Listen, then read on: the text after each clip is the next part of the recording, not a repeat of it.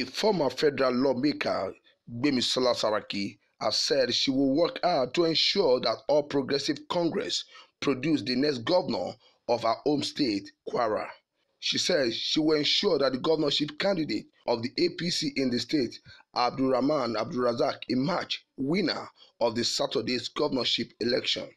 Gbeminsola's sister to the president of the Senate, Bukola Saraki, belonged to the APC, while the brother is a member of the People's Democratic Party, PDP. The current governor of the state, Abdul Fattah Ahmed, belonged to the PDP. Gbemisola made her position known in a statement over the weekend. She said, "We can't stop until progressive lead the state to the next level of our collective prosperity." On President Muhammadu Buhari's re-election for another 4 years, the former senator said every nation needed a true leader whose patriotism is unassailable and whose honesty in leadership and integrity of character are transparently beyond reproach. She said Nigerians found those true leadership qualities in President Muhammadu Buhari in 2015. She expressed delight at the fact that his trust was reaffirmed during the last presidential election.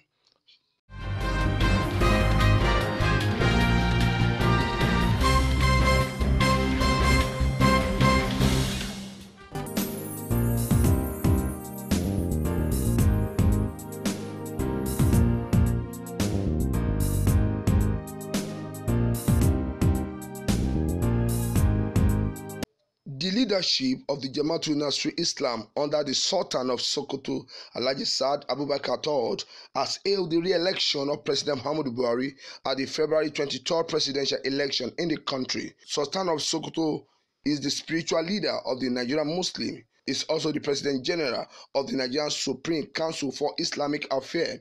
In a statement signed on his behalf and the Nigerian Muslim community by the NGI Secretary General, Dr. Halkad Abubakar Aliyu, in Kaduna, Sultan thanked God for each free election which led to the declaration of Buhari as winner. He urged the loser of the presidential poll, including Alhaji Atiku Abubakar of the People's Democratic Party, to accept the defeat and embrace peace, as according to him, in every contest there must be a winner and a loser.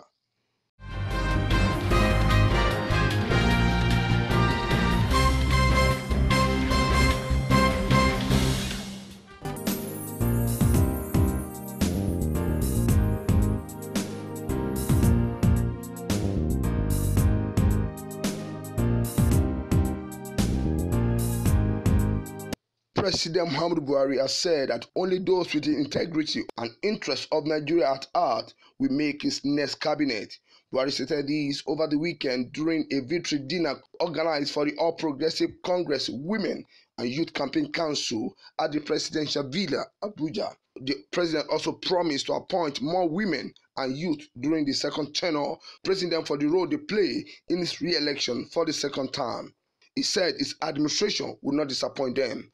He said, "I'm very much appreciate your coming here tonight. I'm congratulating us for succeeding. If we had failed, my good God, thank goodness we have succeeded." The president spoke on the gains of agricultural reform policy of his administration, saying more fertilizer will be more available to Nigerians farmers at a low rate. Buhari also called on Nigerian youth to embrace agriculture to ensure food sufficiency and food export. The president again hit the People's Democratic Party, blaming the 16 years that the party previously ruled the country for the difficult times Nigerians face presently.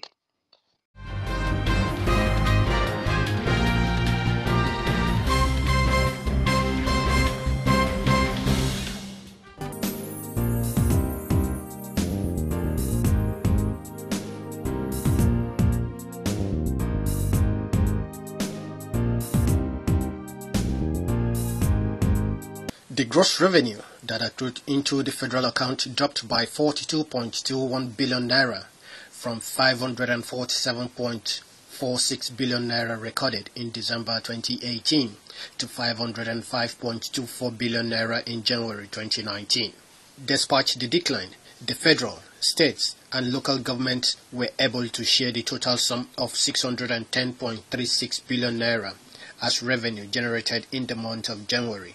The Accountant General of the Federation, Ahmed Idris, while briefing journalists shortly after the Federation Account Allocation Committee meeting in Abuja, said additional approval of 50 billion naira to be withdrawn from the foreign exchange equalization account for distribution was being awaited by the committee. The approval, which is expected to be given by Zainab Abubakar, the finance minister, will bring the total amount to 660.36 billion naira.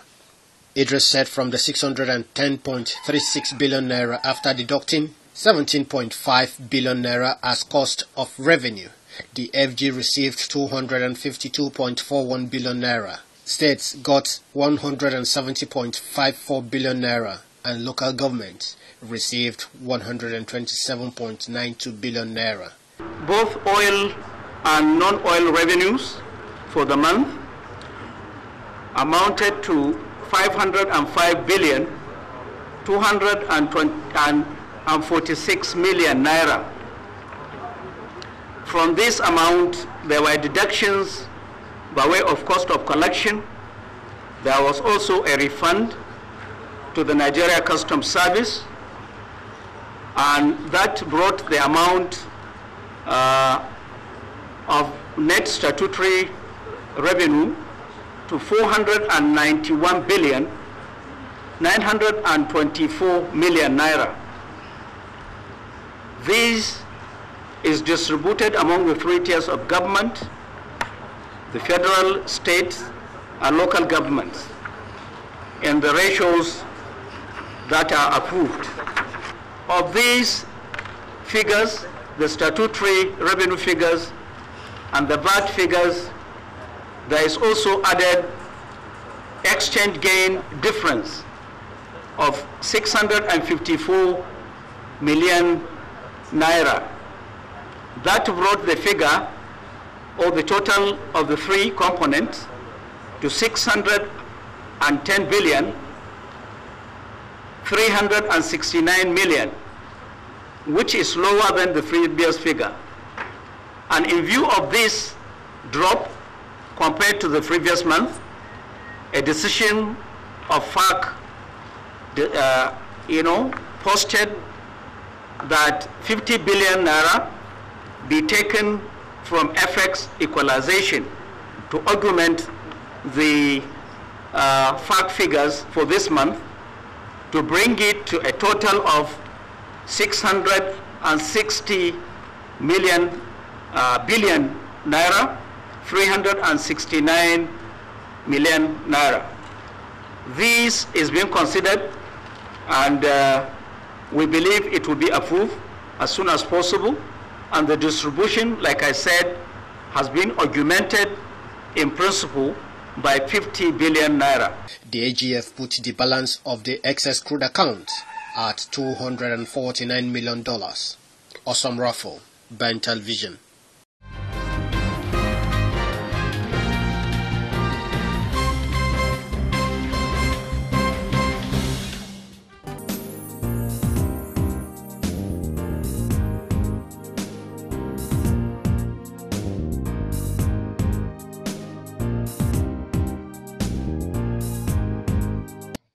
The Speaker of the House of Representatives, Yakubu Dogara, has said that he is not concerned about the ongoing struggle for the leadership of the coming 9th National Assembly. Dogara stated that the House still had 3 months to focus on urgent legislative tasks like the 2019 Appropriation Bill, among others. The Special Advisor to the Speaker on Media and Publicity, Turaki Azan, in a statement over the weekend, dismissed the report that the struggle by the lawmaker as speculation. The statement read, "The life of the current House still lasts for the next 3 months, and there are many pending issues before the House which need urgent legislative attention, including 2019 Appropriation Bill. The Speaker is concentrating on accomplishing all he promised in the legislative agenda of the House of Representatives. Who become what in the 9th House of Representatives is not concern or business of the current Speaker, Yakubu Dogara." Meanwhile, the Deputy Chief Whip of the Senate, Senator Francis Arimekena, has said all Progressive Congress had yet to zone the leadership position of the forthcoming 9th Assembly. Arimekena said the media report on the issue of zoning are not correct. The party has not zoned any position to any zone. I'm confident that all zones will be adequately represented in the 9th National Assembly leadership.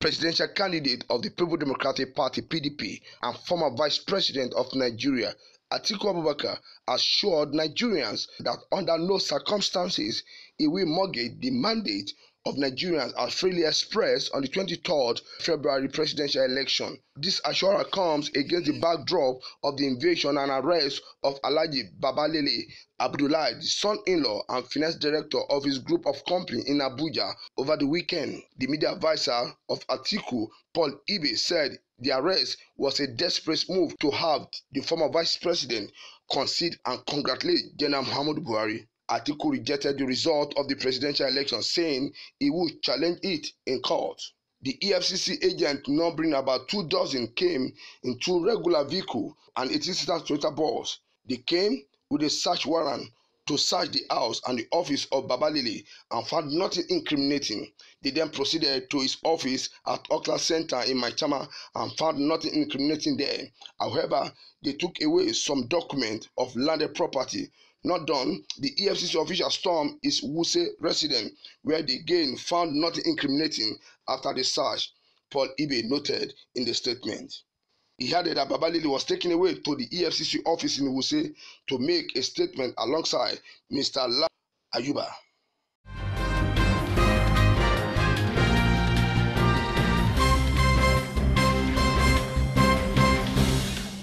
The national chairman of the ruling All Progressive Congress, Comrade Adam Oshiomhole, has said the Senate President Bukola Saraki's political career had been buried with the recent defeat. Oshiomhole stated this while fielding questions from State House Correspondent after a congratulatory visit to President Muhammadu Buhari.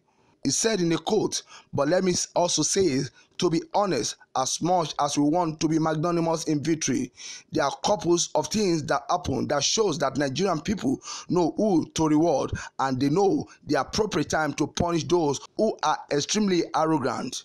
Those who came to the Senate with less than 100,000 votes and began to hold the country to ransom, and their own people have recalled them." According to him, you cannot be bigger than the people. I think a couple of lessons have been learned, that this game is for people who are humble. The game is for those who believe in the people. The game is a leveler. There is no dynasty. The people are sovereign.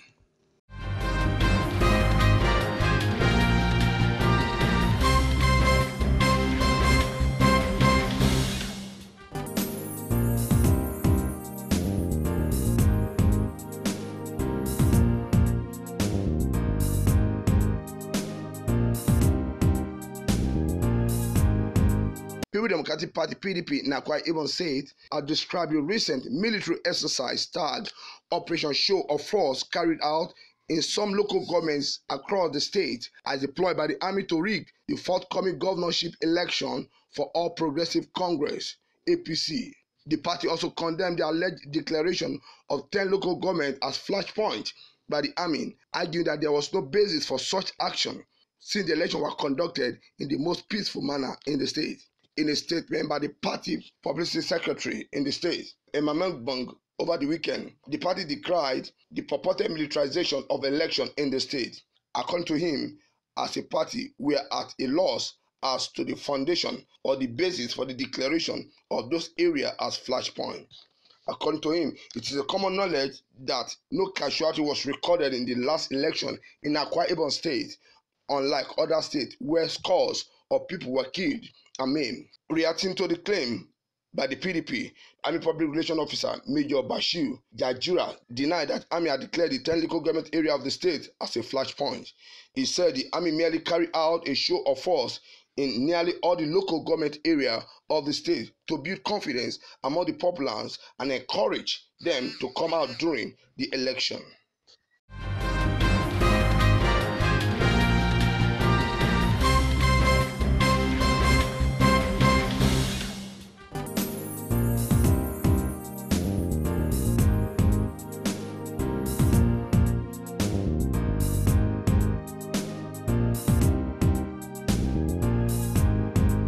Chairman, Independent National Electoral Commission, INEC, Professor Mahmood Yakubu, has met with the resident electoral commissioners, RECs, as part of preparations for March 9th governorship and state House of Assembly elections. The chairman, while meeting with the RECs at the commission's headquarters in Abuja, said the purpose of the meeting is to take stock and review the presidential and National Assembly elections, which he said will strengthen the forthcoming state elections. So the next election is going to hold on Saturday, the 9th of March, and this is going to be the governorship elections in 29 states.